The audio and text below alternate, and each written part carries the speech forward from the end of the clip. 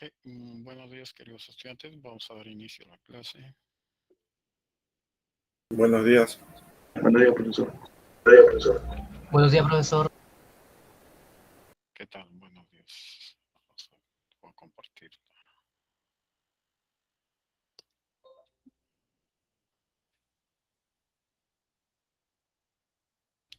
Ok, sigamos viendo entonces las características de una onda mecánica. Recordemos que estamos, bueno, en física 2 o física molecular vemos ondas mecánicas. Ustedes van a observar, bueno, van a ver ondas electromagnéticas en electro, ok, y ondas de probabilidad en mecánica cuántica. Conservación de la energía de un pulso al pasar a otro medio. Entonces, al igual que en cualquier fenómeno, cierto, que se estudia en la física, uno de los principios fundamentales que tenemos que observar es la conservación de la energía. Entonces, cuando se tiene una onda incidente, habíamos visto, cierto, esta puede continuar como una onda transmitida y una onda que es reflejada, ¿no? En todo caso, siempre vamos a verificar, ¿cierto?, la conservación de la energía. Obviamente, aquí estamos cerrando los canales de disipación debido a la fricción u otros fenómenos que implica gasto de energía, ¿no? Entonces, cerramos esos canales formalmente, ¿ok? Y podemos, pues, escribir nuestro teorema de la conservación de la energía, ¿cierto? Entonces, parte de la energía del pulso incidente, o que lleva la onda incidente, se refleja y otra se transmite. Es decir, si ustedes hacen digamos, su ecuación de la energía, pues entonces diremos que esa energía que es inicialmente almacenada en la onda incidente, estas pues se va a repartir en la onda transmitida y en la onda reflejada. Entonces, esto es básicamente lo que denominamos conservación de la energía para este caso. Entonces, es necesario siempre tener en cuenta que este es un modelo, una forma de ver este fenómeno, en donde obviamente se ha excluido cuestiones reales que puedan suceder, ¿okay?, en las que sí vamos a observar obviamente una pérdida de energía, ¿okay?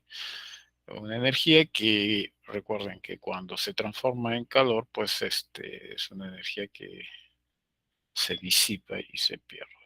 Y por eso se dice que la entropía siempre está aumentando en el universo.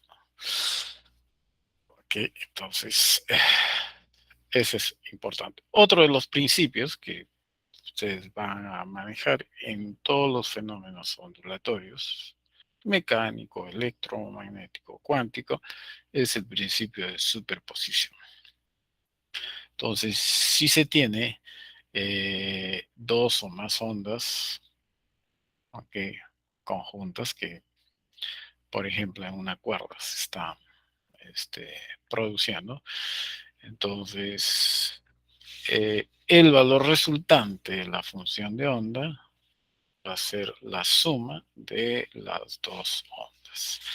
Matemáticamente hablando, pues si tenemos una onda Y1, Y2, la suma de los dos va a dar una onda resultante.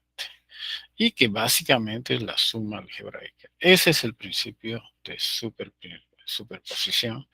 Y ustedes lo van a ver, este principio de superposición, pues en la resolución de las ecuaciones diferenciales, ¿cierto?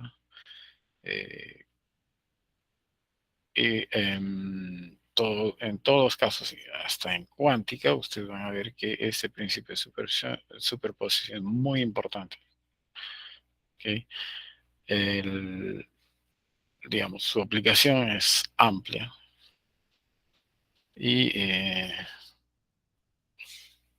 probablemente lo vean ya en mecánica clásica, electro 1, electro 2, mecánica cuántica 1, 2, creo que sí está ah, la malla curricular de ustedes. Bueno, probablemente en física, estadística y algunos cursos electivos de sus respectivas áreas, A, B, C. Usted siempre va a encontrar este principio de superposición. Entonces, incluso en las ecuaciones diferenciales o que homogéneas, ¿cierto? Sus soluciones son, como se dice, adicionadas a la solución de esa misma ecuación, pero cuando el término de la derecha no es cero, sino un término diferente de cero. O sea, ya no es homogénea. Entonces se dice que es la solución particular, es la heterogénea, y la solución general es la homogénea, igual a cero. Y la solución general viene a ser la suma de ambos, ¿no? Principio de superposición. Entonces, en muchas áreas de la física, este principio de superposición, ustedes lo van a ver de manera reiterada. Las ondas que cumplen este principio, por esta razón, se llaman ondas lineales. En las ondas mecánicas, las ondas lineales generalmente tienen amplitudes mucho menores que sus longitudes de onda. Ahora, esto es cierto, y obviamente aquí la pregunta, ¿qué pasa si eso no se cumple? Simplemente entonces se rompe, se rompe la linealidad que uno siempre persigue, ¿okay?, en los cursos de física que se dictan. Y ¿qué sucede cuando se rompe esa linealidad? Pues simplemente la forma o los métodos que nos enseñan para la solución de los problemas, entonces tienen que ser modificados. Entonces, en primera instancia se aplican métodos de aproximación u otros métodos que se desarrollan específicamente, los cuales no son generales. Es el detalle más importante, no son generales, o sea, no se aplican a todos los problemas, ¿ok? Pero que en parte digamos, se justifica el hecho de que este principio de superposición eh, es aplicable a la gran mayoría de problemas que usted probablemente lo vea en sus cursos en pregrado. Ahora bien, hay un detalle muy importante que la física, digamos, se puede dividir en dos campos. O sea, esto es una perspectiva, no es, digamos, una cuestión eh, que es aceptada por todos, simplemente es una visión. O sea, la física se puede dividir en física lineal y física no lineal. ¿Sí?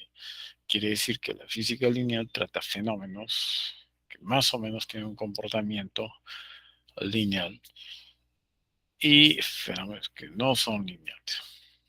Pero da la casualidad de que la mayoría de fenómenos que nosotros observamos en la vida real, ¿okay?, son no lineales, pero en las aulas no nos enseñan física lineal. Entonces, a veces algunas personas que obviamente verifican una y otra cosa y, digamos, eh, qué digo, no tienen una amplia mirada de la física, pueden pensar que lo que nos enseñan en el aula, digamos, no me sirve porque cuando voy a la práctica eh, ocurre de otra manera. Entonces, ¿por qué en las aulas no me enseñan lo que voy a ver acá en la realidad? A veces hay esa contradicción. Eh, pues en parte podemos afirmar que eso es cierto, porque cualquier movimiento que nosotros observamos en la práctica siempre está presente el fenómeno de la fricción, por ejemplo. Pero Y la fricción no es totalmente homogénea en todo el recorrido, por ejemplo, de un cuerpo que resbala por la superficie. Pero en las clases de física 1 pues nos enseñan, bueno, primero movimiento sin fricción, cosa que probablemente solamente en el laboratorio podemos observar, ¿cierto? Como un carrito con colchón de aire, no sé si han hecho ese laboratorio, bueno. Eh, entonces, esos son fenómenos ideales, modelados básicamente en la pizarra, ¿cierto? Pero que a la larga, o sea, los métodos o las formas como nosotros utilizamos para resolver esos problemas, ¿ok? Y la forma como modelamos, por ejemplo, el fenómeno del movimiento armónico simple, el oscilador armónico, por ejemplo, es un modelo, ¿no? Porque muchas personas piensan, a ver, un resorte. Ejemplo de un resorte o un oscilador. Entonces, la palabra resorte porque automáticamente nos lleva a imaginarnos que nos están hablando eh, eh, de ese resortito que es hecho de metal, que actúa como un acordeón, ¿cierto? Acordeón, entonces ahí. Entonces, el que menos se imagina que es un resorte. Y el resorte en física, cuando hablamos de un resorte, ¿cierto? Solamente utilizamos esa figura porque en realidad nosotros nos referimos a un modelo, ¿okay? Que, ojo, podemos observar no como un resortito con el que están, sino de otras maneras. Por ejemplo, ¿no? Siempre les hago ese ejemplo a los estudiantes de Física 1, bueno, cuando enseñaba Física 1. Un resorte puede ser, por ejemplo, un tendón, ¿cierto? Y si ustedes observan, tendón no tiene forma de un resorte, pero su estructura en realidad es un resortito, ¿no? O sea que se puede estirar, comprimir. Y los músculos del ojo, por ejemplo, los músculos de la cara actúan como resortes. Solamente que son resortes tridimensionales, ¿ok? O sea, no son unidimensionales, sino son tridimensionales. Por lo tanto, si yo quiero caracterizar, por ejemplo, esas fuerzas que podemos observar, por ejemplo, en la cara de una persona, eh, eh, tengo que utilizar los tensores. No me basta la fuerza, sino tengo que utilizar tensores. Recordemos que la fuerza es una magnitud vectorial. En realidad nosotros trabajamos con tensores, solamente que tensores de rango cero le decimos a los escalares, tensores de rango 1 le decimos vectores, tienen un nombre especial, pero los tensores de segundo rango ya no tienen un nombre especial, simplemente le dicen tensores, pero obviamente que hay tensores de mayor rango, eh, poco utilizados, ¿cierto? Pero los más utilizados son los de rango cero, que son escalares, rango uno, que tienen un nombre especial, vectores. Pero los otros que son más frecuentes son los tensores de segundo rango. Y son esos tensores que están en nuestras caras, o sea, los que pues determinan cómo se forma la estructura, tanto externa e interna de la piel, ¿ok? Y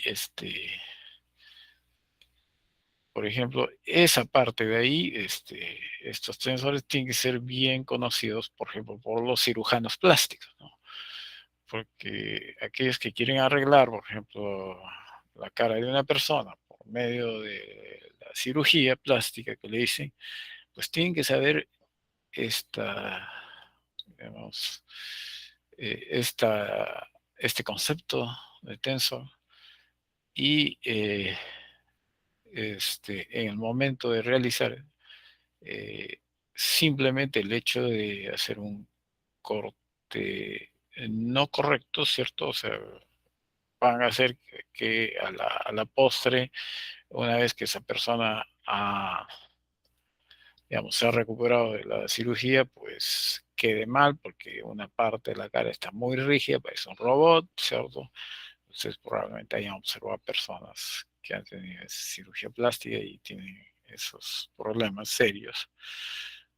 ¿Por qué? Porque el médico, recordemos, muchos médicos no llevan física de la manera que deberían llevar, les lo pasan ligeramente, algunos quieren saltarse el curso con tal de llevar ya cursos de especialidad, pero obviamente tampoco a ellos les enseñan esa parte, por ejemplo, de que los músculos, sobre todo en, en la cara, son músculos muy sensibles, pero que actúan tensorialmente. Entonces, en todas las direcciones, ¿no? Las tres direcciones, no es en la dirección tangencial, o sea, en la superficie, sino en las tres direcciones. Entonces, un pequeño corte indebido va a provocar que los musculitos que tenemos en la cara, pues, sufran un daño irreversible. Y ese daño que se llama irreversible tiene que ver, bueno, con un proceso eh, estrictamente no lineal, por ejemplo, ¿no? Entonces, eh, en el mundo real vamos a encontrar entonces fenómenos que son estrictamente no lineales, la gran mayoría, y podemos observar fenómenos que son lineales, pero digamos muy pocos y con ciertos arreglos, sobre todo en los laboratorios, fácil de hacer. Pero entonces la pregunta sería, ¿por qué no nos enseñan, cierto, ya de frente física no lineal, cierto? Si es eso lo que vamos a observar, no, con los que nos vamos a encontrar en la vida, en la práctica. El paradigma, justamente ahí está el paradigma de las ciencias, hasta que en las aulas a ustedes les enseñan a modelar, ¿cierto? Les dan modelos. Esos modelos, ¿ok? Lo bueno es que tienen, digamos, un acabado completo, vamos a decir así, de principio a fin. ¿Okay? O sea que si tienen una ecuación, ustedes lo pueden resolver de manera total y de manera incluso analítica. A veces no se puede analíticamente, entonces numéricamente, pero sí se puede resolver completamente con todas sus condiciones iniciales y de frontera y todo eso. Entonces, ¿qué pasa cuando ustedes van a la realidad y se topan con un fenómeno que no, pues, no es lineal? Entonces, la manera como se resuelve esos problemas justamente partiendo de los modelos que ustedes han aprendido en las aulas. Y lo que hacen es simplemente modificar ese modelo y ustedes mismos van resolviendo ese tipo de problemas. Básicamente es así que obviamente que sería excelente que pues hubiese cursos, ¿cierto?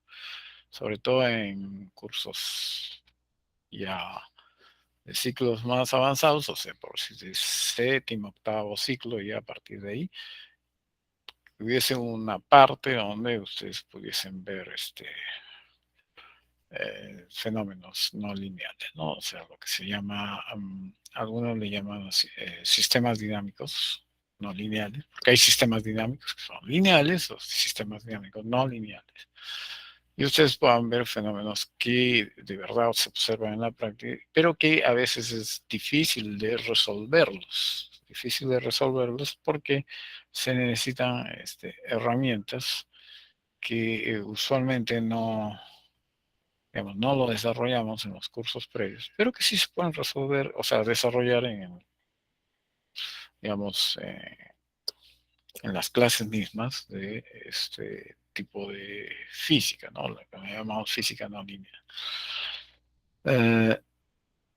Es así, entonces recuerden entonces que ustedes, lo que ustedes van a fundamentar, digamos, su conocimiento durante todo el trayecto desde el pregrado es estudiar los modelos ¿ok? Los modelos ideales, lineales, en todas las ramas de o bueno, en todos los cursos, mejor dicho. Y lo que después van a hacer ustedes simplemente, pues, cada vez que se topen con un fenómeno que, pues, no obedece todos los preceptos, ¿cierto? Simplemente ustedes le van modificando y van a encontrar siempre una solución a su modo, con la aproximación que ustedes crean conveniente, y ahí va entonces el aporte, ¿no? Cada vez, hasta que se encuentran con un problema de carácter fundamental. Entonces ahí toman una decisión, ¿no? Bueno, esta ley no me sirve, entonces de repente obedece a una ley más general y se fundamenta y se crea, digamos, una nueva rama de la física. Entonces, eso es histórico. Recordemos que Newton desarrolla su mecánica clásica, ¿ok? Y a partir de los años 1660 y tantos hasta los 1800, finalizando ya casi el siglo XIX, pues se creía que pues ese era nuestro, digamos, las reglas o las leyes de nuestro universo, ¿no? Pues, se creía, inclusive llegando a los años finales del siglo XIX, los físicos incluso llegaron a pensar de que solo faltaba resolver dos problemas para que, digamos, la física esté completamente desarrollada, ¿no? Eh, y esas dos interrogantes eran, pues, el experimento de Michelson y Morley, ¿no? Que fue un experimento para medir la velocidad de la luz, y el problema del cuerpo, la radiación del cuerpo negro, que no tenía explicación, ¿cierto? Ese fenómeno. Entonces, dos cosas que faltaban explicar, y ya la física estaba, digamos, terminada, completada, ¿cierto? Y pues da la casualidad que justamente esos dos fenómenos dieron como consecuencia el experimento de Michelson Morley, bueno, o por lo menos el resultado negativo de ese, o sea, entre comillas, porque en realidad estaba bien hecho el experimento, solo que los que hicieron tenían otra forma de pensar. De ahí surge la relatividad especial con Albert Einstein, y de la radiación del cuerpo negro nace lo que después conocemos como mecánica cuántica. Y son esas dos ramas de la física que dominan casi todo el siglo XX, ¿cierto? Opacando otras áreas de la física, ¿ok? Pero que fueron los puntales en el siglo XX. Y fíjense, siempre se repite lo mismo, ¿no? O sea, ya por los años 80 incluso se pensaba que ya se podía unificar las cuatro interacciones de la física. Solo se hizo una unificación, digamos, a duras penas. Eh, Dos interacciones, ¿no? La débil y la electromagnética. Y se pensaba que ya se podía unificar toda la física. Pues no, parece ser que no es así, y no sé si ustedes han escuchado hablar, bueno, existen muchas interrogantes obviamente en la física, no resueltas, pero de carácter fundamental tenemos la energía oscura y la materia oscura. No sabemos. ¿Por qué? ¿Hay evidencia? Sí. La causa no se sabe.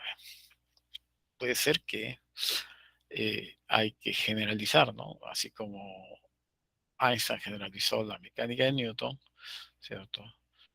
Y la mecánica cuántica también es una generalización, o sea, al micromundo, obviamente. Entonces es posible que pues necesitemos algo parecido, ¿Ok? En eso estamos. Entonces, imagino que ustedes cuando maduren, ¿cierto? O sea, ya se conviertan en investigadores, pues vean ese tipo de problemas. Pero por ahora, entonces, recordemos que los modelos que les están enseñando acá en la universidad, ¿ok? Tienen ese carácter, ¿no? O sea, generalmente son ideales. Es como, por ejemplo, cuando veamos más adelante el gas ideal, ¿cierto? Pero de ahí se parte y luego se puede ver gases reales, o sea, modificando ciertas cosas. Pero se tiene que partir de un modelo. Y los modelos más sencillos son estos, los lineales que cumplen este principio de superposición. ¿Ok? Entonces, igual, las ondas, llámense mecánicas, electromagnéticas o gravitacionales, también van a satisfacer en cierto sentido, en general, estos principios.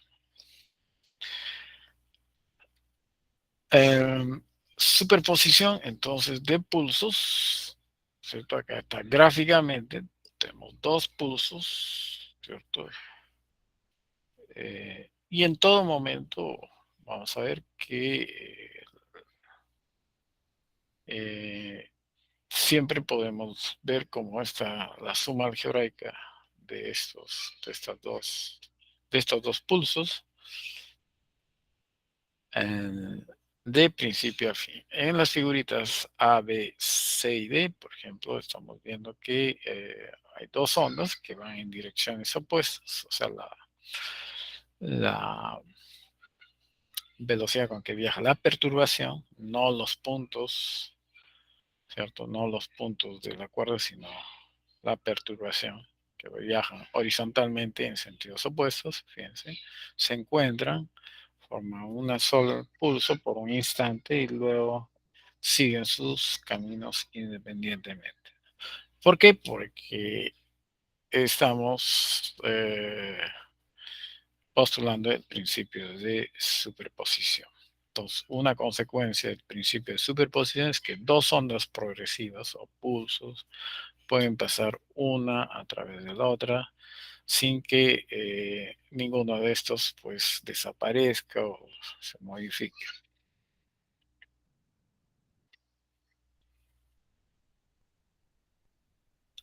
Y el caso inverso, ¿cierto? Cuando tenemos un pulso invertido que va también en sentido contrario al primer pulso, Y1. Entonces estos van a interactuar, pero la integridad de cada uno de estos pulsos se preserva.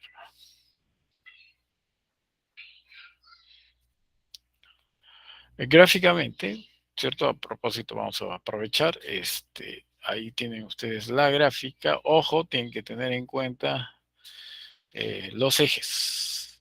¿Ok? Acá estamos graficando Y, o sea, la onda, la función de onda versus X, porque también se puede graficar la función de onda versus tiempo, ¿no? En realidad tendríamos que hacer un gráfico de 3 dimensiones para contemplar tanto X como el, el parámetro tiempo. Ok, en el gráfico, por ejemplo, están observando dos funciones de onda. La línea roja, función, ok, y la azul, me parece. Ok, cada una de ellas, ok, cada una de ellas va a tener los parámetros característicos, o sea, amplitud, número de onda K y la frecuencia angular. Por un lado, ¿cierto? Y2, ok, Y2, en este caso nos ponen con una fase, ok. Entonces, la superposición de estas dos, simplemente hacemos una sumita, ¿cierto? Utilizamos nuestras reglas trigonométricas, ¿ok? Y fíjense cómo podemos expresar entonces esta superposición. Ahí tendríamos 2a coseno de phi sobre 2, sería un término, o sea que el coseno, ¿cierto? Se transforma en el producto de dos cosenos, ¿ok? Y de todas maneras, vamos a observar que esta superposición preserva, digamos, la estructura de una onda, de una función de onda, ¿no? Característica. Ahí tenemos su amplitud y la función periódica correspondiente. Entonces, para este caso es importante tener entonces en cuenta estas formulitas de trigonometría, ¿cierto? La suma de los senos más menos con otro ángulo lo podemos expresar como el producto del seno de la semisuma o semiresta de los ángulos correspondientes. Entonces,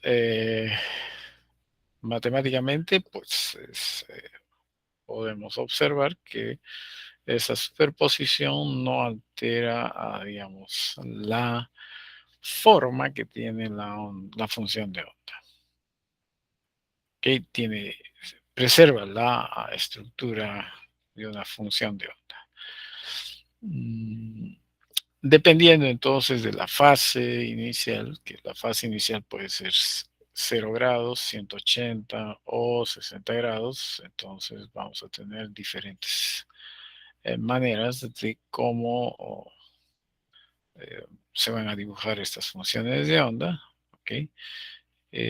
Pero, ojo, la forma que tienen, ¿cierto? Van a ser las mismas, ¿no? O sea, la forma sinusoidal, ¿ok? El hecho de que empiecen de alguna manera o de otra manera, pues no le quita la forma que van a tener posteriormente. Ok, entonces, en el primer gráfico me dicen que Y1 y Y2 son idénticos. O sea, la línea celeste en realidad es la superposición, o mejor dicho, ahí hay dos dibujitos, ¿no? Para Y y Y2. Ahora, la suma, hay que entender así, la suma de estos dos la vamos a representar con la línea roja. Esa es la suma. Un caso particular, si phi es 180 grados, ok, se va a dar caso que Y1 y Y2 van a estar en contrafase. O sea que eh, cuando uno tiene un máximo, el otro tiene el mínimo. Entonces, la suma, bueno, en este un caso particular, les va a dar una línea horizontal, ¿no? La roja. Y para cuando tengamos el caso en que las dos ondas, inicialmente, ¿no? Parten de dos puntos distintos. En este caso, fíjense, en el caso C, la línea celeste parte del cero, ¿cierto? Y la línea verde parte no de cero, sino de un valor negativo, ¿no? Más abajo. ¿Okay? De tal manera que la suma del celeste con verde me va a dar la línea roja. Fíjense, otra vez tenemos la onda, la función de onda correspondiente. O sea, gráficamente se puede observar entonces este patrón que es consecuencia de la superposición de dos o más ondas si tuviésemos más de dos.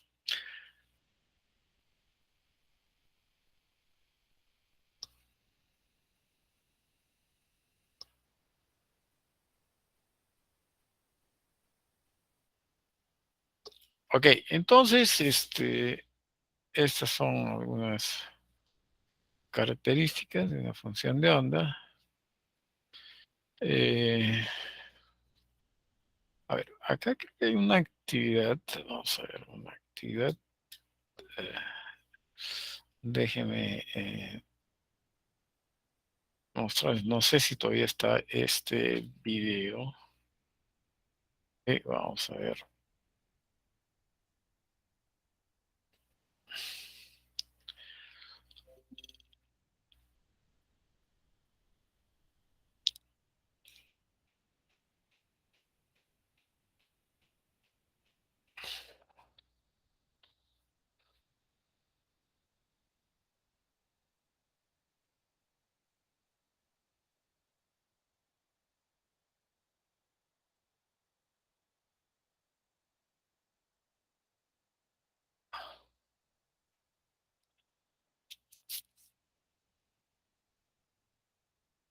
Hoy voy a...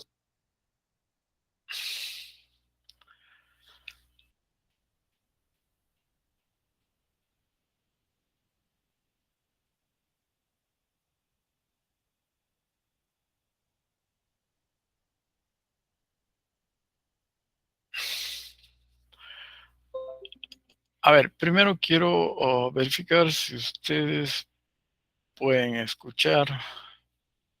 ¿Ok?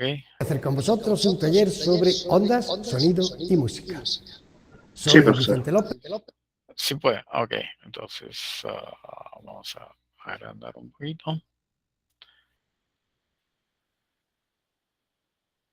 Científico del Parque de las Ciencias. ¿Os habéis parado a pensar la cantidad de canciones que surgen cada año y siglo tras siglo? ¿Os habéis parado a pensar por qué es diferente la voz de cada persona? Pues la física ha tenido que investigar de dónde sale esa enorme diversidad de sonidos. Vamos a empezar por el principio. ¿Qué es el sonido? El sonido es una vibración que se propaga. Fácil de comprobar. Produzco una vibración en una varilla y aparece inmediatamente el sonido. Aquí tenemos un diapasón que es algo especialmente pensado para que vibre. Entonces, si yo lo pongo a vibrar, suena, y en cuanto que lo paro, deja de sonar. Pero podemos estar seguros de que eso estaba vibrando porque no se ve nada. Vibra a 440 veces por segundo. Vamos a usar esta bolita como testigo. Si yo la acerco cuando el diapasón parado, pues naturalmente no pasa nada. Pero si el diapasón está vibrando, aunque no se vea, podremos notar cómo al acercar la bolita le da golpes y la lanza fuera. El sonido es una vibración. ¿Se propaga? Vamos a comprobarlo. Con la misma bolita que nos hace de testigo de la vibración, la pongo delante de esta pandereta. Y utilizo otra pandereta. Doy golpes sobre esta con el aire en medio. Es evidente que esa vibración ha pasado a la otra pandereta y ha movido la bolita. Hemos visto que el sonido es una vibración y que se propaga. Pero, ¿cómo se propaga? Se propaga a través del aire, que es un medio elástico, pero también es invisible, de modo que vamos a utilizar un muelle como este para poder ver tranquilamente cómo se produce esa propagación. Un muelle de este tamaño que podemos alargarlo hasta 6 metros. Cualquier vibración que yo produzca aquí va a propagarse ahora a lo largo de todo el muelle. Y una vibración que se propaga es lo que se llama una onda. Hay una cosa que aclarar respecto de las ondas que es importante. En una onda no hay nada que se vaya moviendo desde mi mano hasta el final. Fijaos en el lazo rojo. El lazo rojo, si os fijáis, solo sube y baja, no se traslada. Naturalmente que cualquier partícula, cualquier molécula que está vibrando en mi boca al hablar no va a llegar a nadie de los oyentes.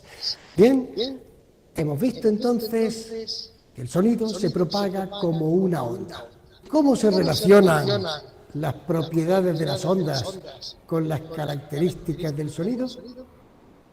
Para ver las propiedades de la onda, lo mejor es usar un osciloscopio, un aparato que transforma las vibraciones sonoras en eléctricas y nos las lleva a pantalla.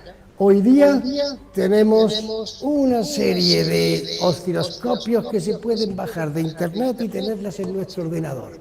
Aquí tenemos ya una imagen de una onda que es justamente la de este diapasón.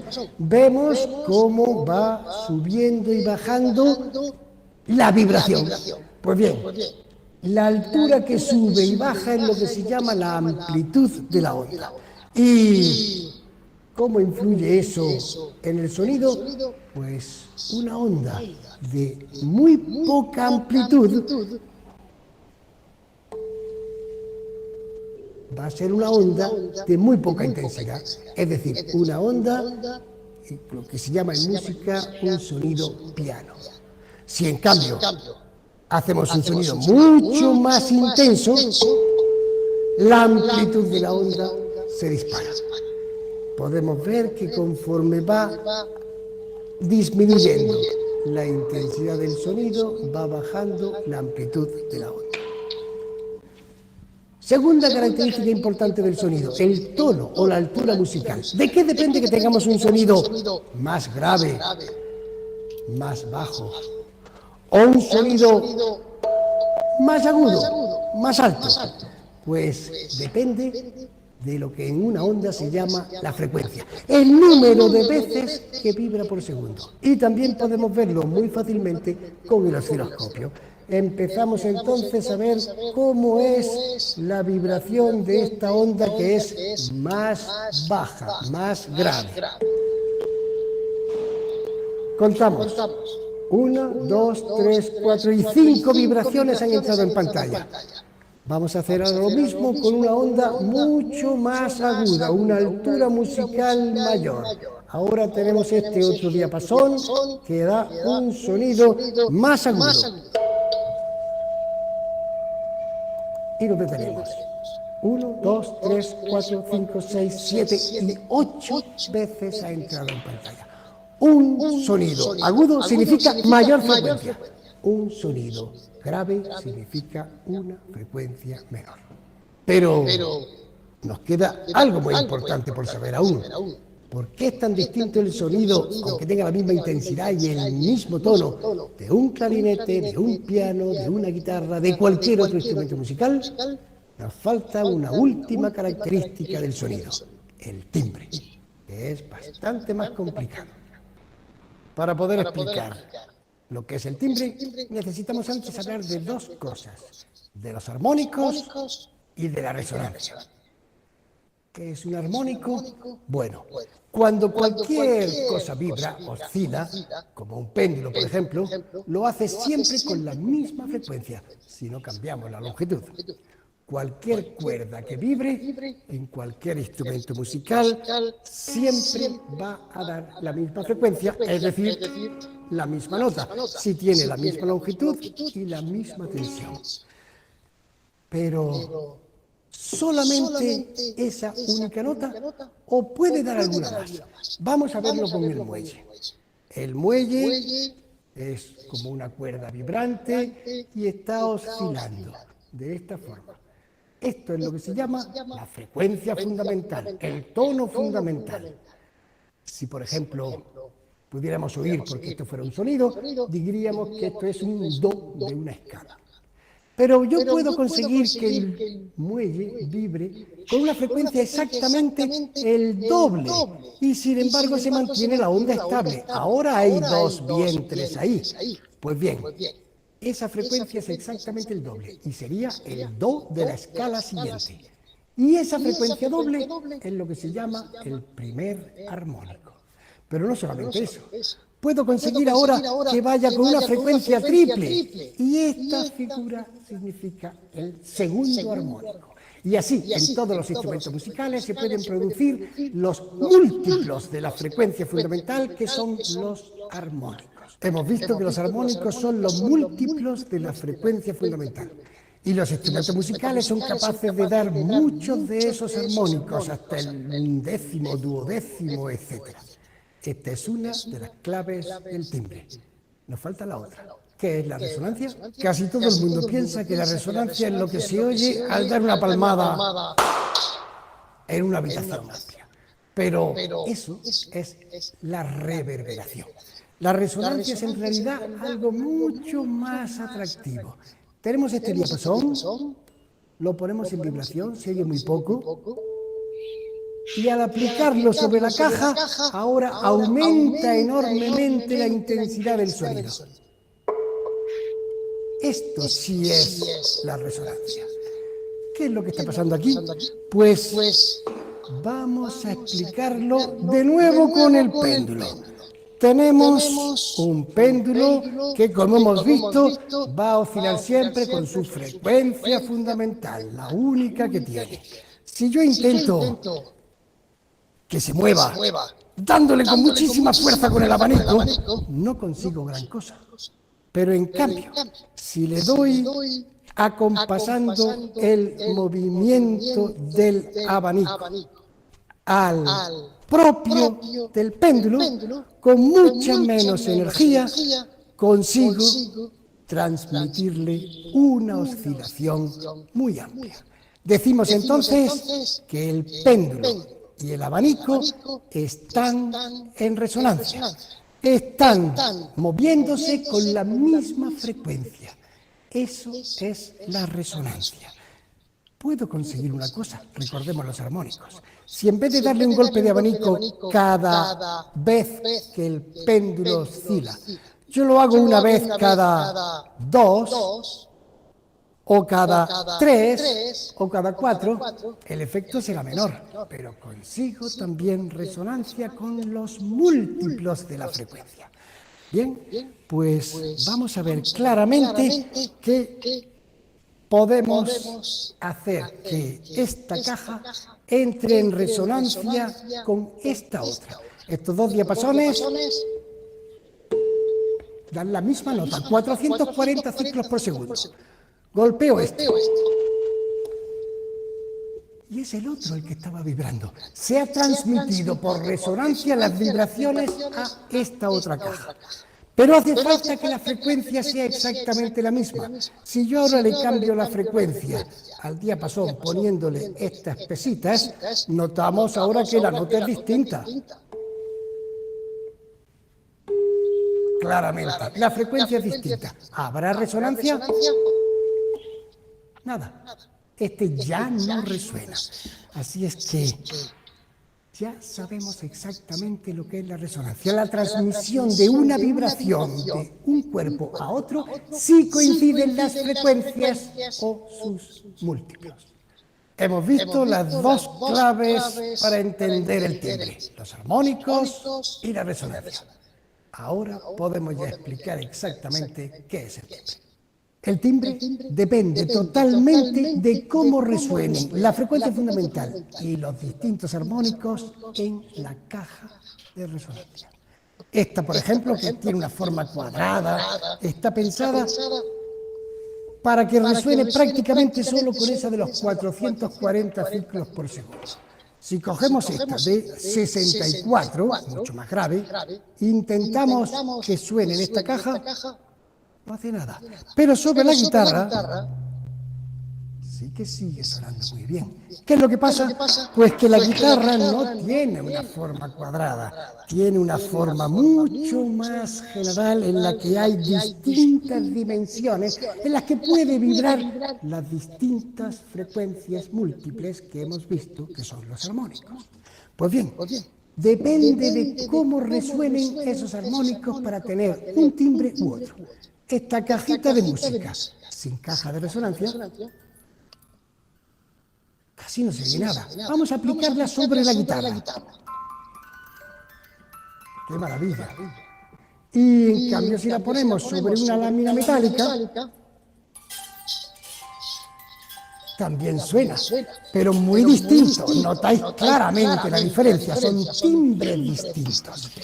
Según la intensidad con que resuenen los distintos armónicos en cada instrumento, y eso depende de la caja, así tendremos un timbre u otro. En unos casos el primer armónico suena muy bajito, el segundo alto, el tercero más alto todavía, el cuarto más bajo, y en otros instrumentos suenan de forma distinta esos armónicos. La suma de todos los armónicos junto con el fundamental es lo que da el timbre.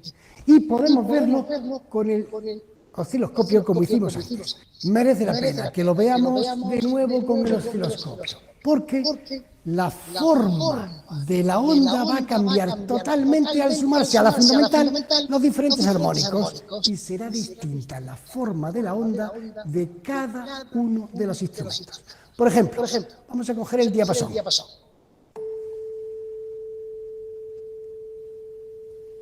Vemos unas ondas que son perfectas, no tienen ninguna irregularidad. Es un sonido que se llama puro, no tiene armónicos. Pero, ¿qué ocurre con la guitarra? Si ahora damos un sonido, vamos a ver cómo la forma de la onda de la guitarra va a cambiar por completo. Por ejemplo, vamos a ver esta nota. Se nota ya claramente que no es tan perfecta como la de antes. O Por poner el ejemplo más escandaloso, esto tiene un sinfín de armónicos, tantos que cuando en realidad, en vez de tener unos cuantos, tiene muchísimos armónicos, se le suele llamar ruido. Y ahora tenemos una onda enormemente distinta. Hemos visto entonces que el timbre no es más que la superposición de la frecuencia fundamental más los armónicos que son distintos en cada instrumento. Y si os apetece, podemos ver ahora cómo vibran los instrumentos que forman tubos o superficies como los timbales o el gong.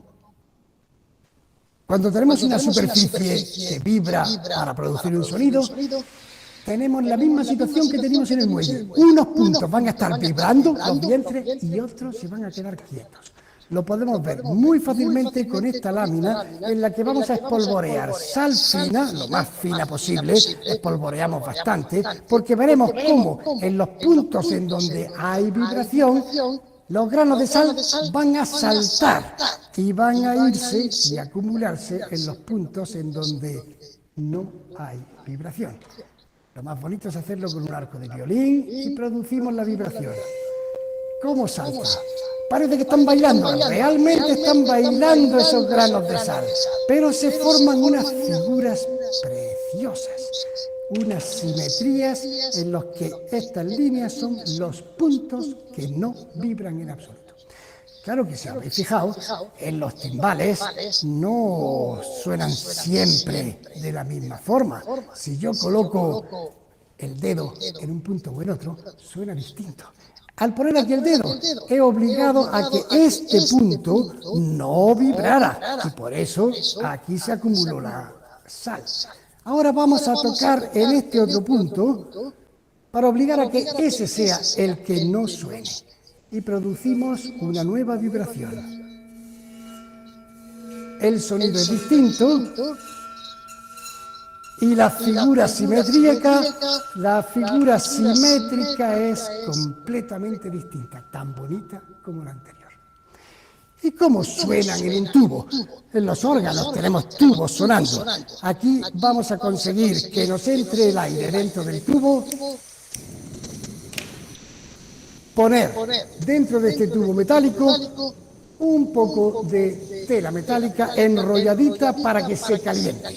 La colocamos sobre la llama y esperamos un ratito hasta que se caliente la tela metálica y entonces produzca una corriente de aire caliente que suba por el tubo y empiece a sonar el tubo. Vamos a ver si ya fuera suficiente. Cuanto que lo separemos de la llama, nos suena.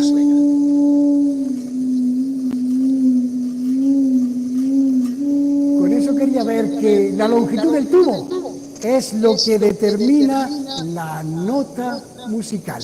Cuanto más largo es el tubo, más grave es el sonido. Y cuanto más corto es el tubo, más agudo es. Bueno, tenemos un último tubo ya para terminar jugando. Con este tubo podemos conseguir no ver, pero sí oír el fundamental y los diferentes armónicos. Lo giramos sobre nuestras cabezas y ese es el sonido fundamental. Aprieto y tenemos el primer armónico, segundo, tercero y cuarto armónico. Y si habéis llegado hasta este punto es que el taller no os ha disgustado demasiado, así que os animo a que hagáis vosotros estos mismos experimentos y, por ejemplo, que cojáis tubos como este, de distintas longitudes para que den distintas notas, y os pongáis a hacer un concierto entre todos los de la clase. Que sigáis aprendiendo cada vez más sobre el sonido.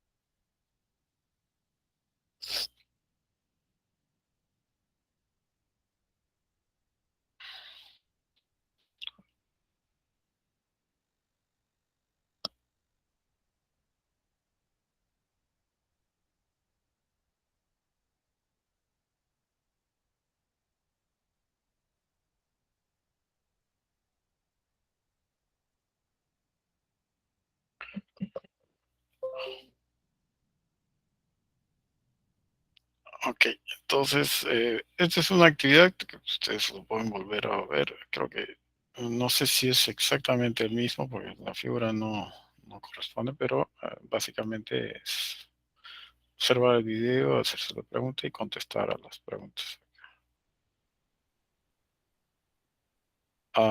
Vamos a ver entonces lo que es rapidez de transferencia de energía mediante ondas sinusoidales en las cuerdas.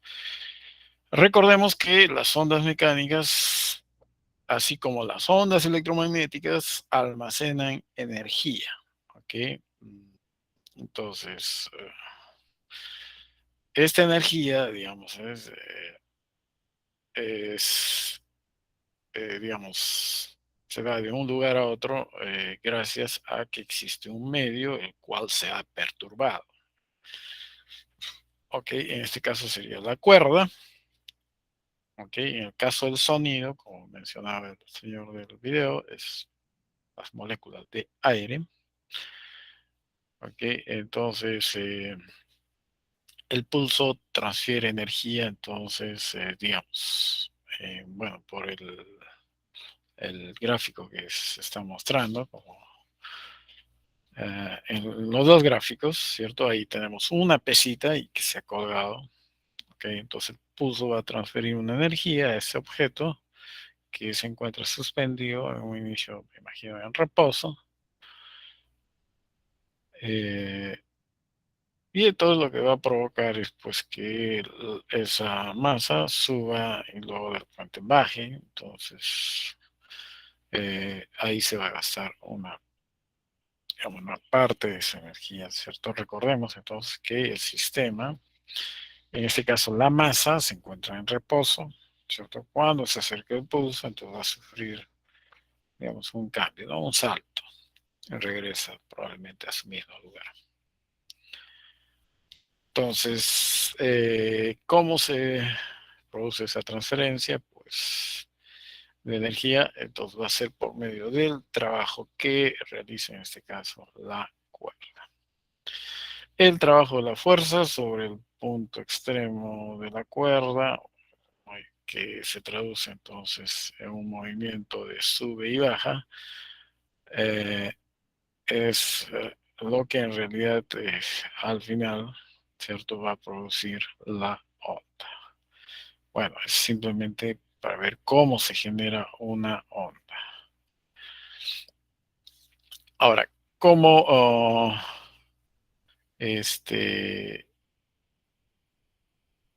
calculamos la energía cinética de una longitud de onda? Ok, una longitud de onda, recordemos que nuestras fórmulas que nosotros hemos escrito para la función de onda permanecen intactas. Ok, entonces recordemos cómo es la función de onda, ¿cierto?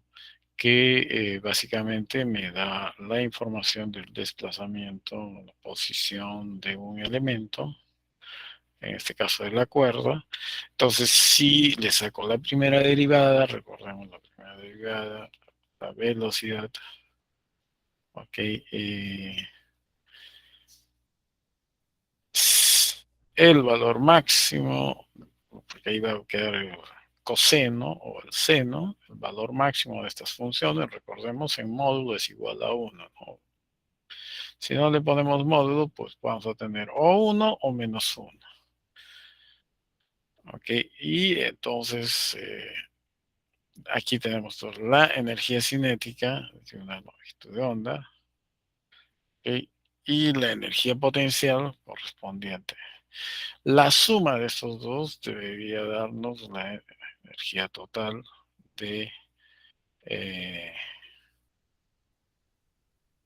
que podemos almacenar o que se encuentra almacenada en una longitud de onda. Entonces, un cuarto más un cuarto, un medio. Recordemos que eh, el trabajo va a estar asociado a la potencia porque en realidad eh, para efectos prácticos mucho más, digamos, manejable es la potencia que la propia energía en sí. ¿cierto? Entonces, la energía pasa entonces en un tiempo, ¿cierto? Y ese tiempo lo tenemos que agarrar, o mejor dicho, tratar de cuantificar para un tiempo que sea característica. En este caso sería el periodo de la oscilación. Entonces, para un periodo de oscilación, ¿cierto? Puedo establecer esa tasa, la energía total entre el periodo. Entonces, recordemos, entonces estamos hablando ya de potencia. Entonces, la potencia, entonces, podemos calcularlo como un medio, μ, recuerden, μ representa la densidad lineal de la cuerda, la velocidad angular al cuadrado, la amplitud al cuadrado por la velocidad. Donde la velocidad, recordemos, entonces longitud de onda entre el tiempo para un periodo, P mayúscula, y longitud de onda, recuerden, es espacio, ¿cierto? Ahí está velocidad por tiempo, espacio, ¿no? Entonces, recordemos que estas fórmulas funcionan solamente para ondas sinusoidales, ¿ok?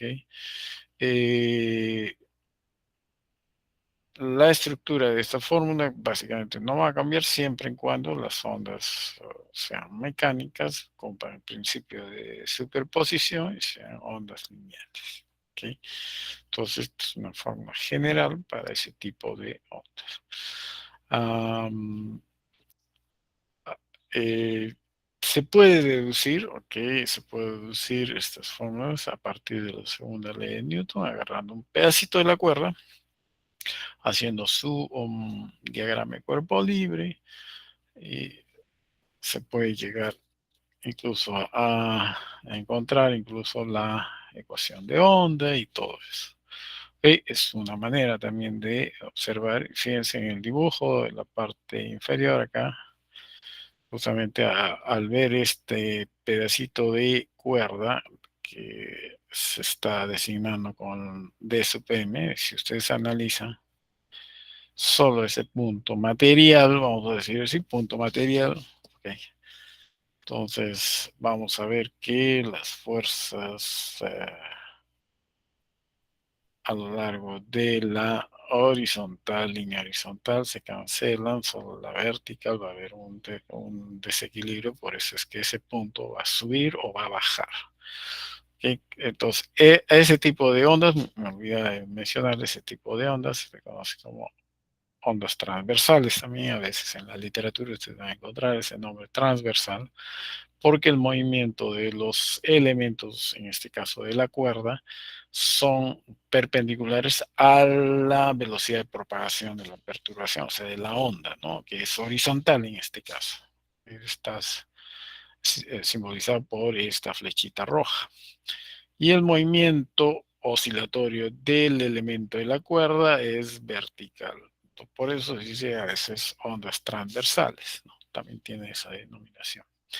Si hay ondas transversales, entonces la pregunta será, ¿habrá ondas longitudinales? También, cuando justamente los elementos de la cuerda, entre comillas, ok, la cuerda no se va a dar en una cuerda, pero en lugar de la cuerda, por ejemplo, puede ser agua, una cantidad de agua que está, digamos, dentro de un tubo rectangular, horizontal. Entonces, si ustedes con un émbolo empujan, digamos, esa porción de agua, entonces lo que van a provocar es que los elementos del agua se muevan horizontalmente, ¿no? Horizontalmente. Entonces va a coincidir con la velocidad de propagación de la perturbación. Entonces, aquellas ondas son ondas longitudinales. El ejemplo que yo les ponía cuando ustedes asisten a un estadio, están muy alegres, ¿no? Y producen ondas, los aficionados producen las ondas. Entonces, ahí, por ejemplo, ustedes pueden observar cómo que los aficionados se paran, luego se sientan. Entonces, su desplazamiento es vertical, ¿cierto? Pero la onda se transmite horizontalmente a través de todas las tribunas. Entonces ahí es el ejemplo de una onda transversal.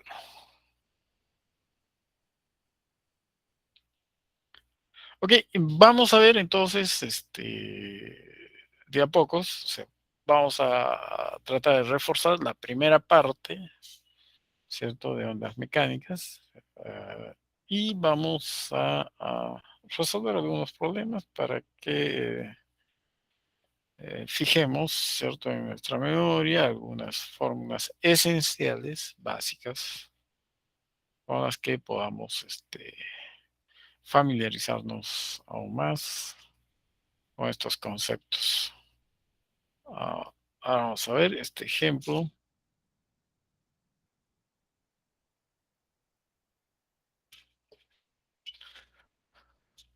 Entonces, agarramos nuestro lápiz y papel y empezamos a resolver.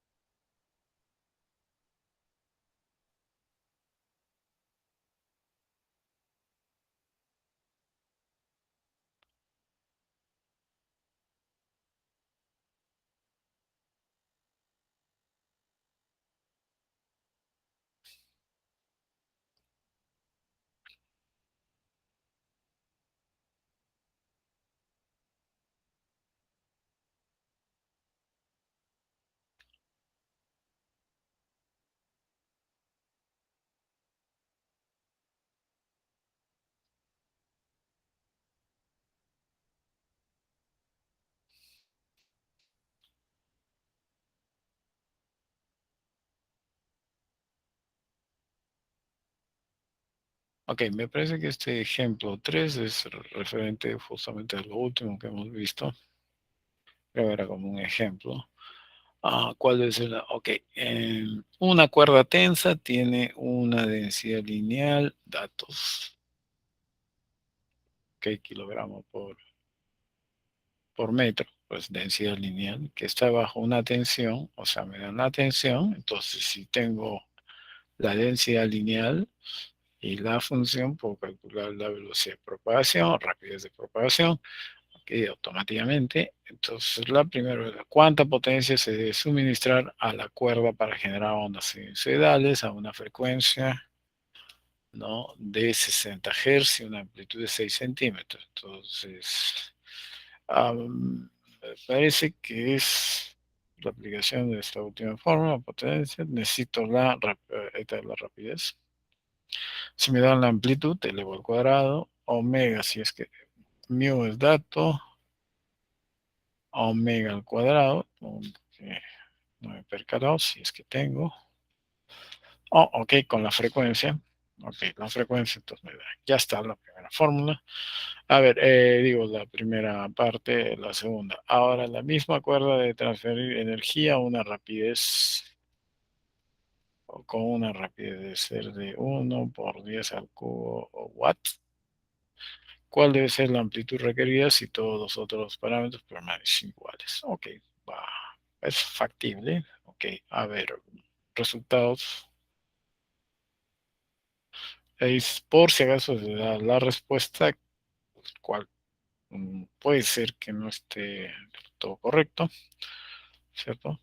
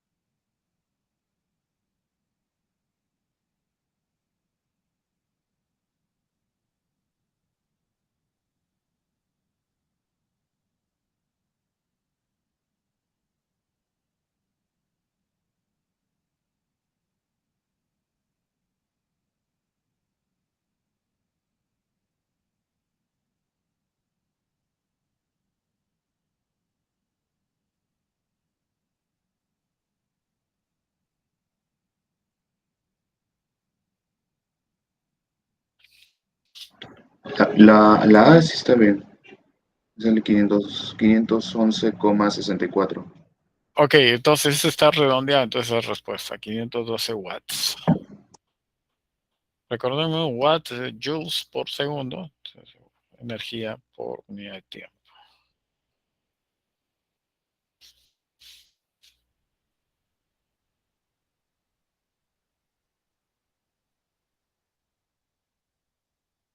Ok, creo que no está. Entonces, recordemos que básicamente acá, a ver, no sé si me conviene. Para el caso A, recordemos, para el caso A, partimos de la rapidez, por definición era la raíz cuadrada, ¿cierto? De la división entre la tensión y mu. A ver, mu, ahí está mu. Entonces, recordemos que ese era dato. Ok, entonces la tensión me daba 80, creo, 80 sobre la densidad lineal. La densidad lineal es 5 por 10 a la menos 2. 5 por... Entonces ahí colocan 0,05, ¿no? Ya está.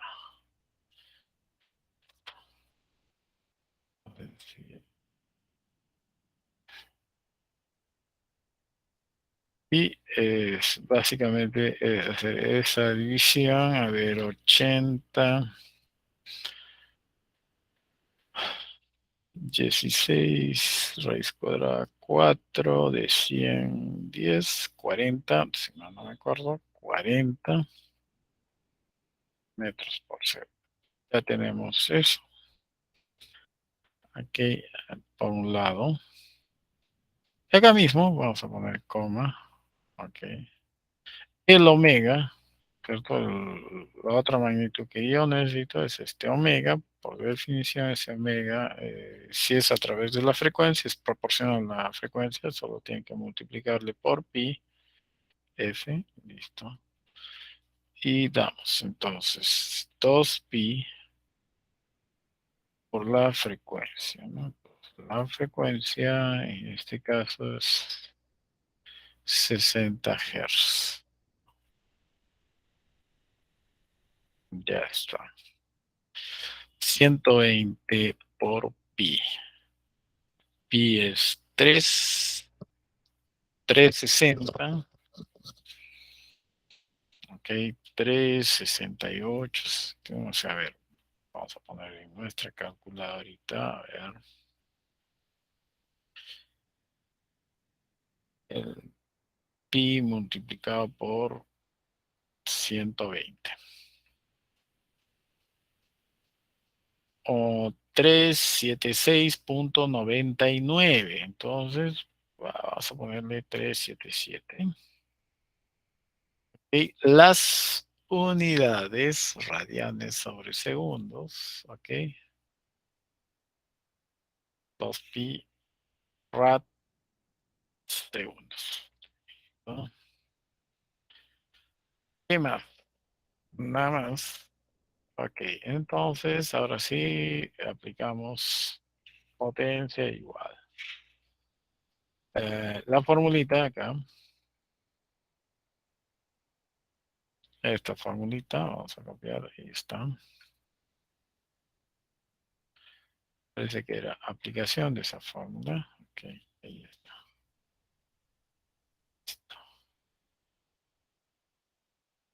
Y colocamos entonces un medio, así que ahí, mu es, ok, por 0,05, ahí está, paréntesis acá. Ahí. Ok, ya está el mu, el omega al cuadrado. Ok, entonces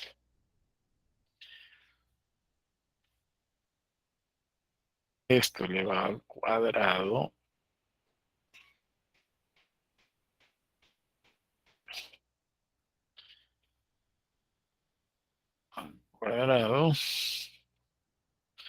la amplitud también está elevado al cuadrado, ¿cierto? La amplitud me dicen 6 centímetros, 6 centímetros. Vamos a ver, 6 centímetros, recordemos 6 centímetros, 6 por 10 a la menos 2. Pues recordemos que tenemos que poner en metros. Ahí está. Listo. Y la velocidad que es 40, ¿no?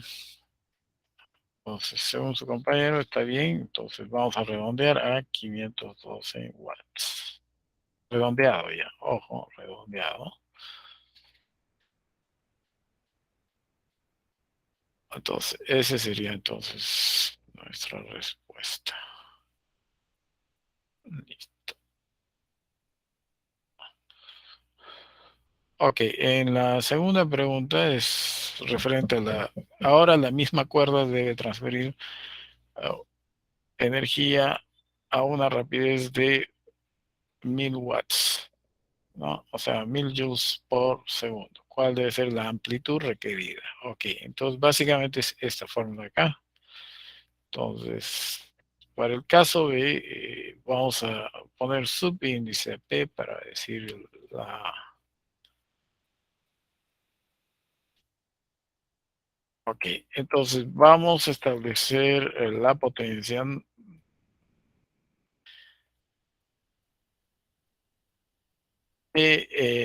Vamos a llamarle P2, la nueva.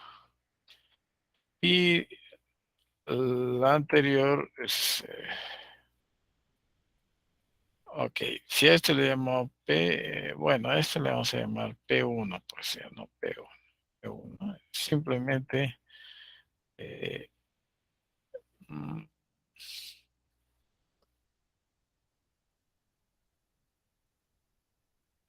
ok, a ese le voy a poner, fue que P sub 0. Vamos a decir, la original, ¿no? P sub 0. Entonces, ese va a ser P sub 0.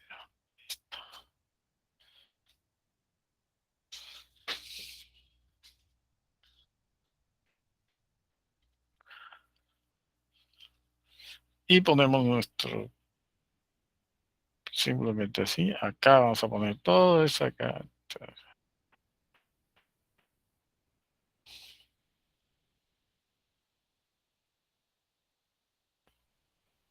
Ok, la única cosa sí, acá vamos a ver amplitud. La amplitud, acá vamos a modificar la amplitud. Vamos a poner subíndice. Ok, simplemente sí, subíndice 0. Listo. Entonces, esto en realidad es, ahora sí. Esto de acá, entonces, acá lo vamos a colocar. Entonces, ese de acá, la supongo. Lo único que cambia, ¿cierto? Entonces, está.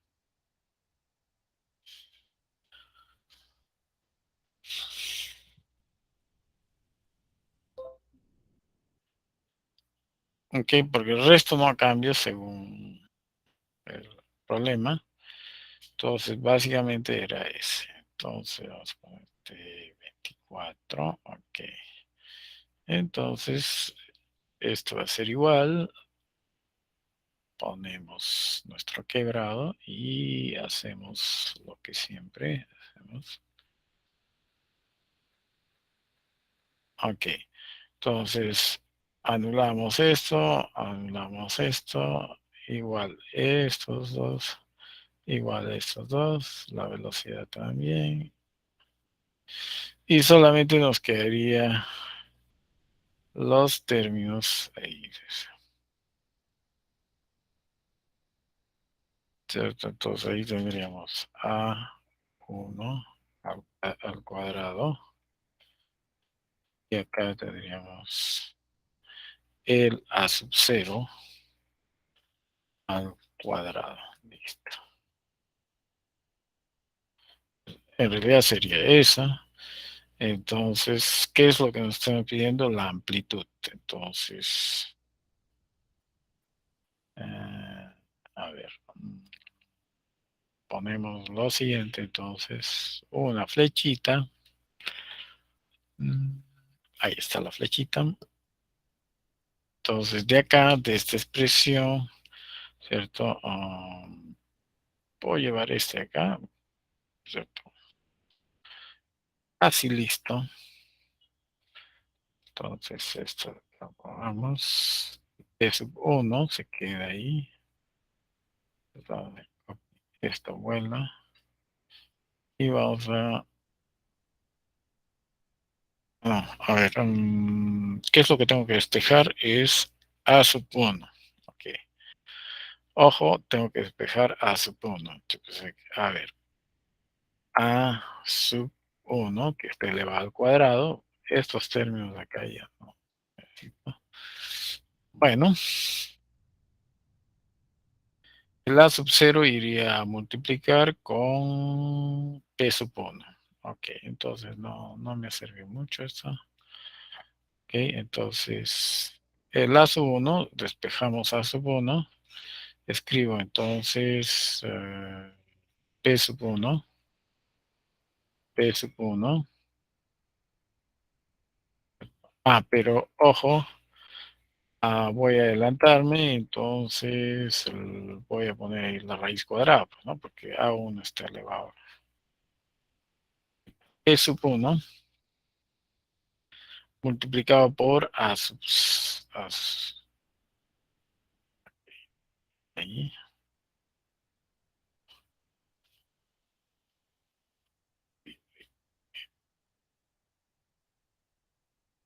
Ahí, no me ha salido.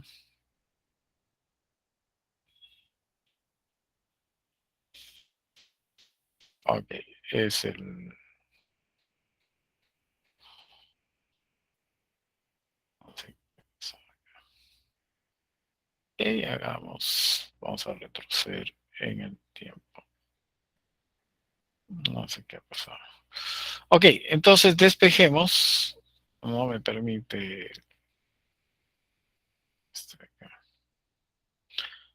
Despejemos A sub 1.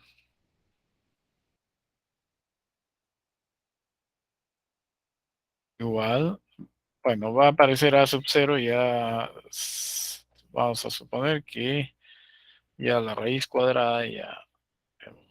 Y ahí recién escribimos la raíz cuadrada de la división, ¿no? Esta división de acá. Listo.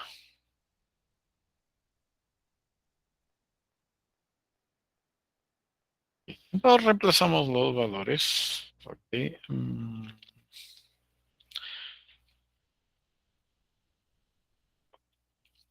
A sub 0 es 6 centímetros, o sea, 6, vamos a poner 6 centímetros, después hacemos el cambio. Y la raíz, ¿cierto? La raíz, ahí está, entre 1000 entre, ¿cuánto salió la respuesta? 512, ahí está. Ok, ojo, lo que está en la raíz cuadrada está en las mismas unidades, se anulan las unidades ahí, entonces la respuesta lo pongo a centímetros, a metros, dependiendo, 1000 entre 512. Ok, vamos a ver, eso sí, no lo he comprobado. A ver, 1000 entre 512. Raíz cuadrada, 1.39, multiplicado por 6. 8.385, ya, 839. Tres cifras significativas. Entonces está bien. 8,39 centímetros. Esa debería ser la amplitud. Ok, ligeramente mayor, ¿cierto? Ligeramente mayor, no ligeramente, un tercio casi más. Esa sería la respuesta. Ok, por favor, aquellos que han terminado de resolver, verifiquen que así es. Esa sería la respuesta. Ok, vamos con la siguiente pregunta.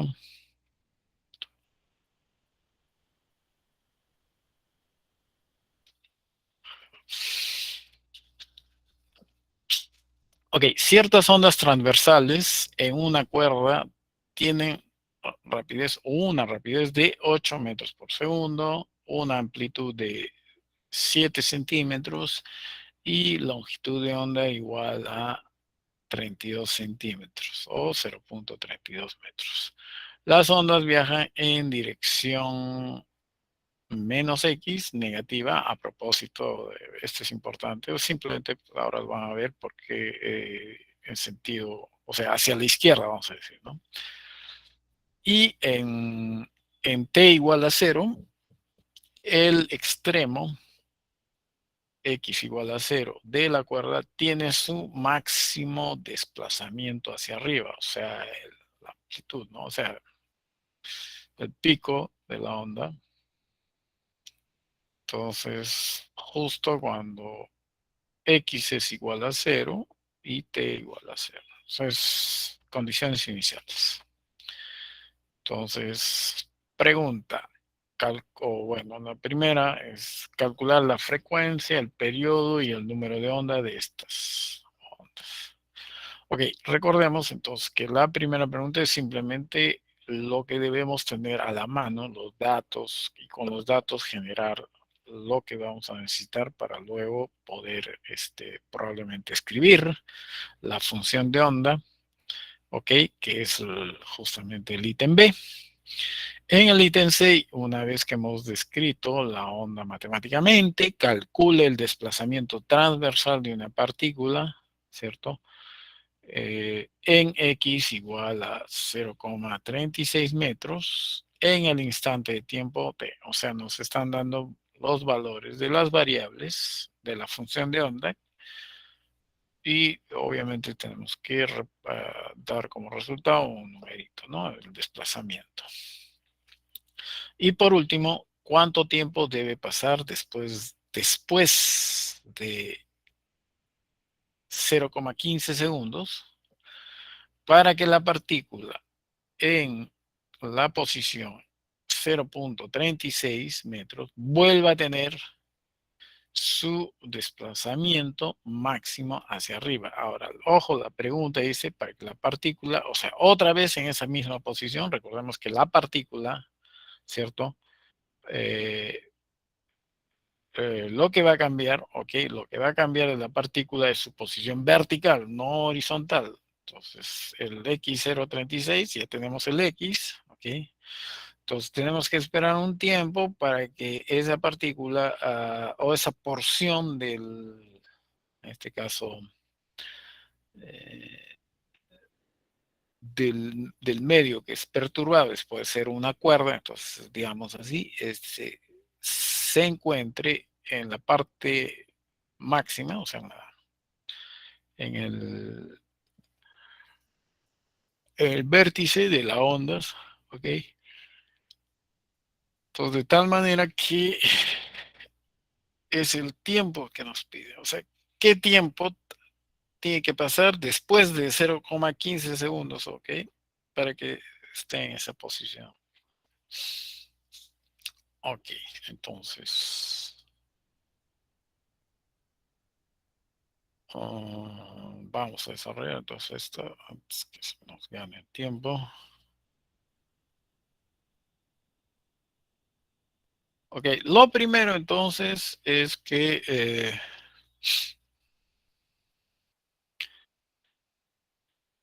vamos a aprovechar los datos, okay, pero para aprovechar los datos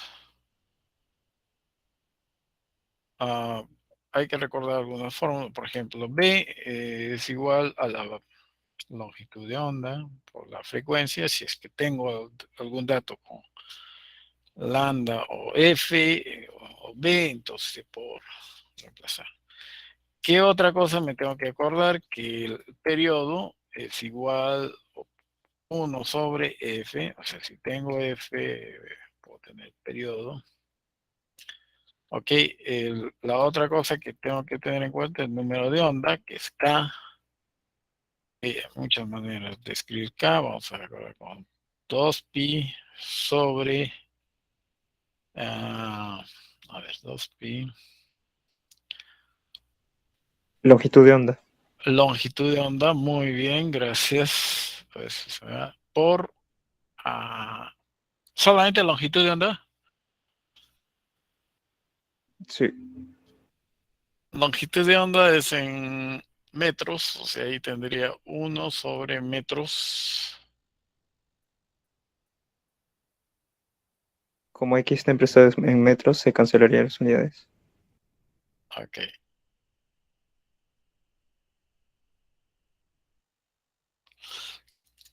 ¿Qué más? A ver, ¿algo más o nada más? Ok, perfecto. A ver, con estas formulitas, acá voy a poner, vamos a poner así, datos. Y entonces, arriba, datos. Ahora sí, vuelvo a la redacción de la pregunta. Ok, acá me dan la rapidez, o sea que B, ya sé, o sea, no era necesario, pero de todas maneras, B igual a 8 metros por segundo. Primer dato. Okay. ¿Qué más me dan? A ver, la amplitud. Ok, la amplitud.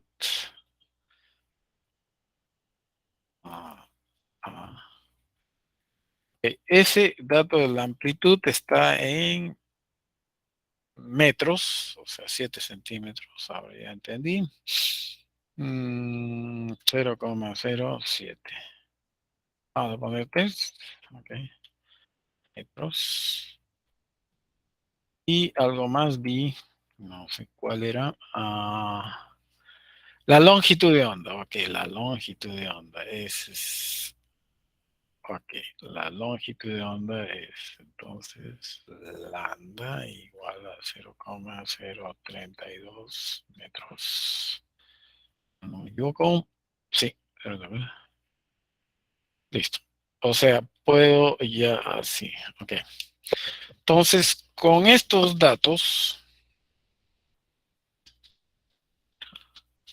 a ver, de acá, por ejemplo, fíjense de esta fórmula de acá, ¿qué es lo que me están dando? La velocidad y me están dando lambda. Entonces, de estos dos, ok, puedo deducir qué cosa, la frecuencia. Ya vamos a ir así. Entonces, la frecuencia, digamos, va a ser igual a la velocidad sobre lambda, ¿no?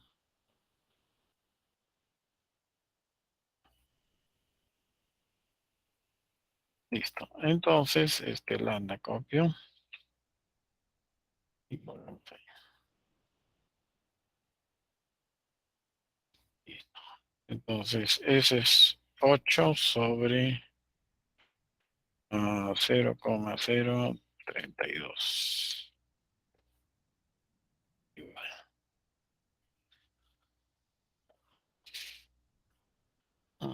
¿Cuánto sale eso?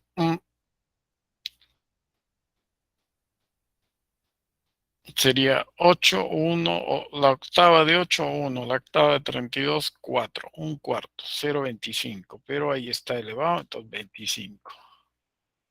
25 Hz, ya. ¿Qué más? Acá mismo, ajá, si ya tengo esto, puedo calcular el periodo, por si acaso el periodo es 1 sobre 25, ¿no? Ahí está, 1 sobre 25, que sería 0,04 S. Listo. ¿Qué más? A sería igual 2pi entre lambda, entonces ahí sí, Disculpe, ¿sí? la longitud de onda es 0,32 metros. 0, 32, según el dato. un momentito, a ver, a ver. Disculpen, 0,32. Pues no sé por qué yo puse acá 0,3. Acá entonces es el dato. Gracias por el dato, porque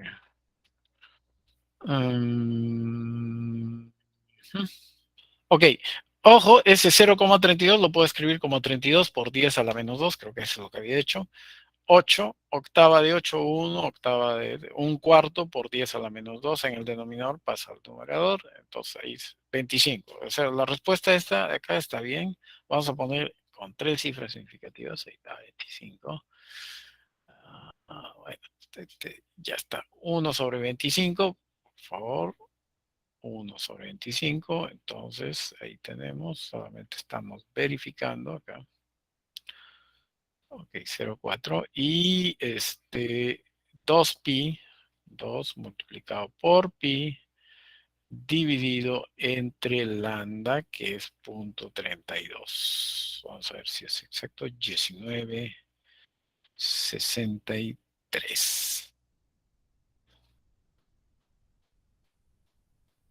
Ok, entonces este es igual a 19,63 y algunas cosas más. Bien.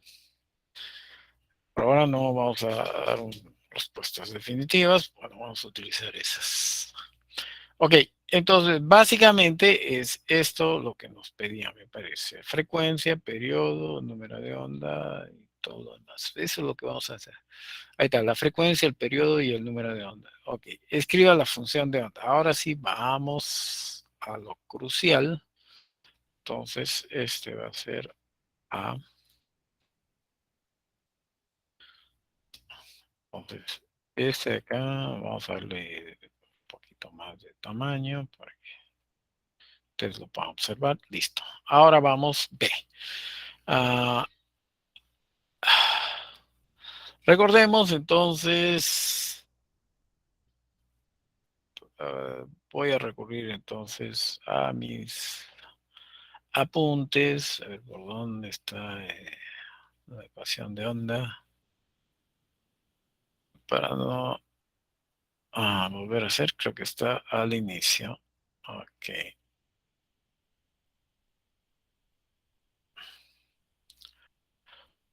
Ok, fíjense bien, justo aquí, bueno, hemos vuelto a hacer lo mismo. Ok, entonces, a ver, puede ser este. Ok, los dos voy a utilizar.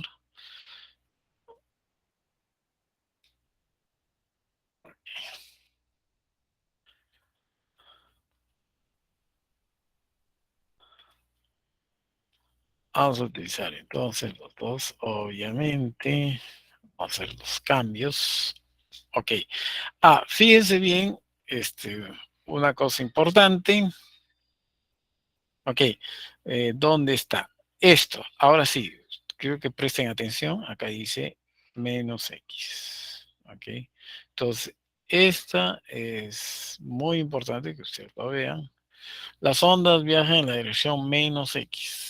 Ahora, las fórmulas que ustedes hasta ahora hemos escrito, ¿cierto? Fíjense, siempre van con signo menos acá. Menos, ¿no? Menos. Acá va menos otra vez, menos, ¿no? Ok. Eh, bueno, voy a borrar esto que no.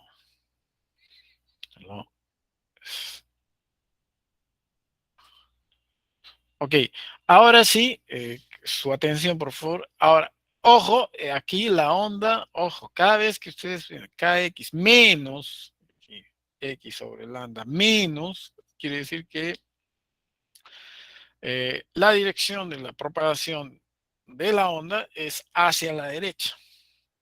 Claro, si ustedes esto lo igualan a cero, kx menos omega t, entonces ustedes van a ver que x va a ser positivo. En cambio, si se va a la izquierda, ustedes simplemente en lugar de menos le van a colocar más.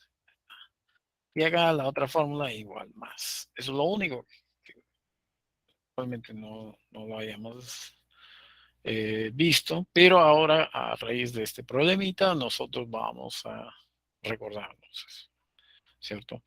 Entonces es lo único que vamos a tener en cuenta adicional a lo que ya habíamos visto.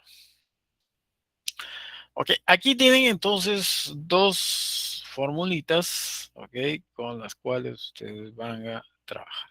Entonces, recordemos entonces que esta sería entonces nuestra ecuación, mejor dicho, la onda que describe ese movimiento. Ahora sí, ustedes agarran entonces las condiciones que nos dan. Dice que cuando x es igual a 0 y... A ver, ¿dónde está? Aquí está.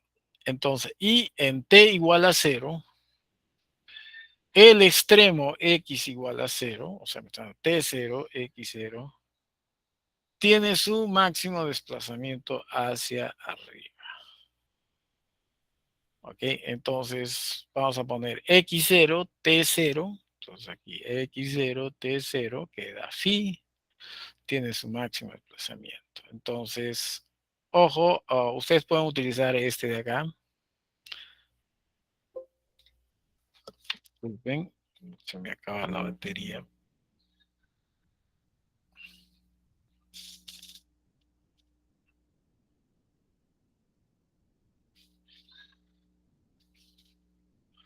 Ok, entonces, a ver, creo que de aquí ya ustedes se pueden guiar, ¿cierto?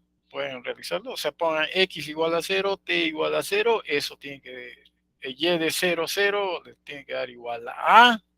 De ahí deducen que phi necesariamente va a ser 0.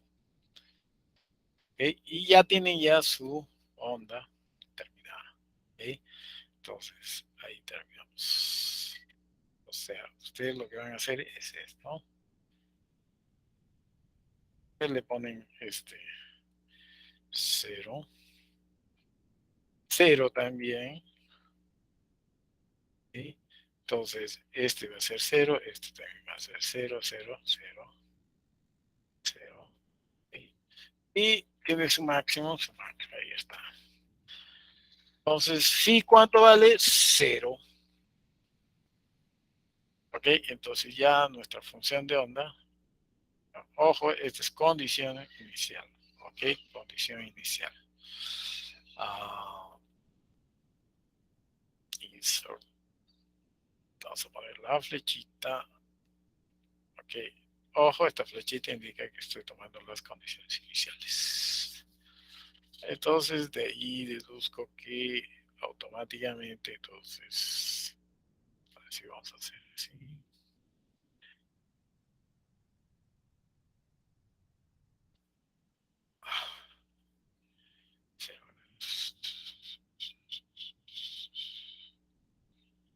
Entonces de esa manera ya ustedes, por ejemplo, ya con eso ya tienen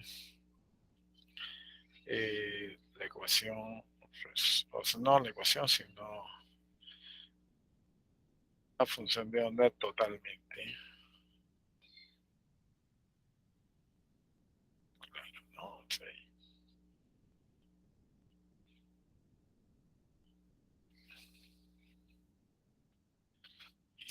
Entonces, por favor, ustedes continúan con la resolución. Ahora voy a pasar la lista antes que se cumpla la hora.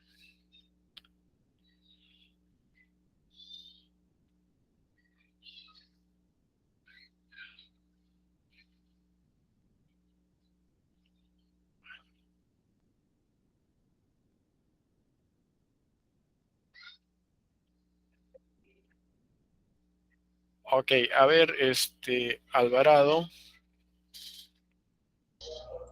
Presente.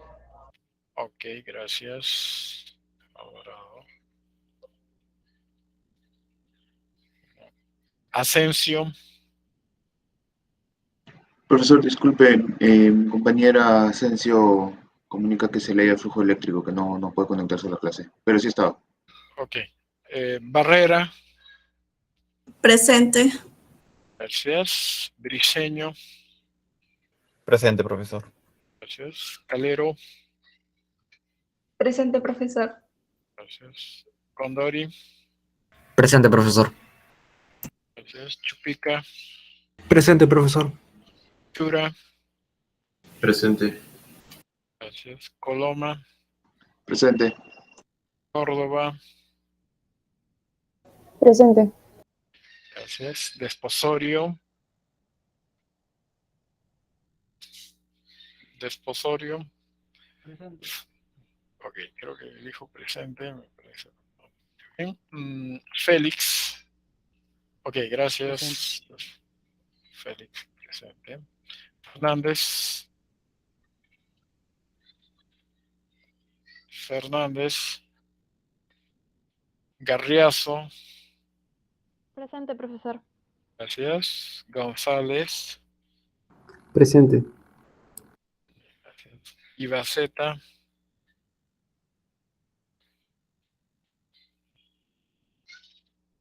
Ok. Mamani. Presente, profesor. Gracias. Mejía.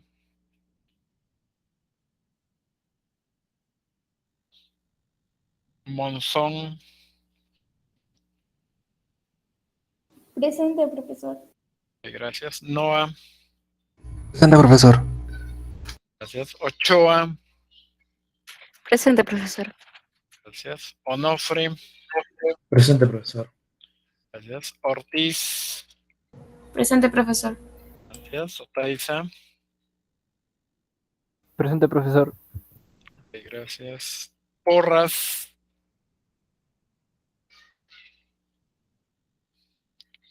Quinto. Presente, profesor. Gracias. Reyes.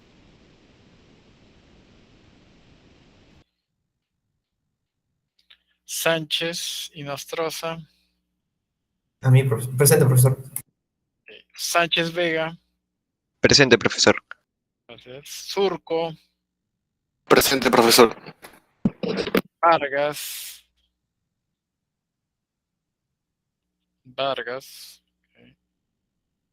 Vera. Presente. Ok. Entonces, a ver, Vargas, no. Reyes, no. Porras. Mejía. Ibaceta. Fernández.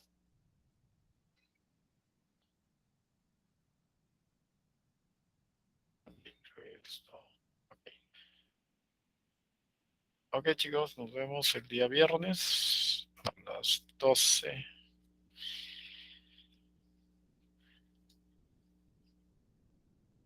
¿Qué profesor? Hasta el viernes. Muchas gracias. Hasta el viernes. Hasta luego, profesor. Buenas tardes. Gracias, profesor.